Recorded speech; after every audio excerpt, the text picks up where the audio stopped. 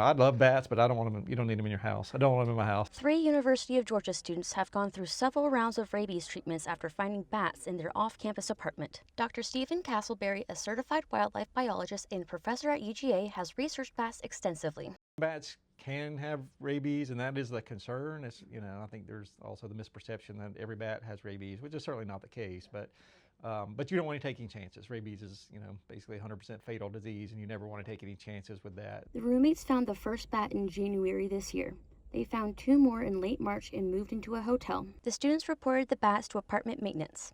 The bats were removed but not tested for disease. The apartment complex issued a statement on the situation, saying in part, they learned about the bats, sent members of their maintenance crew to remove them, and called a specialist to find where the bats may have entered from. They also offered reimbursement for the UGA students' hotel stay. Bats can carry diseases, but they still play an important role in the environment.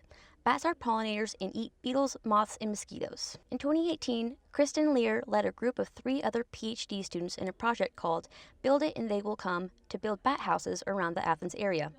Bat houses serve as a place for bats to stay in their natural habitat away from humans. There are 2 bat houses located right behind the apartment building where the bats were found, and there's 2 more within walking distance. Bat infestations like this have been reported across Georgia this year. St. Mary's Elementary School in Camden County, Georgia, recently had around 200 bats removed from the school over the course of around 3 weeks. They don't need much to enter. That's another thing we found out. They about a size of a quarter a bat can get through, and once they're in, they're going to make that their home. The St. Mary's community largely embraced the efforts made to clean up the school.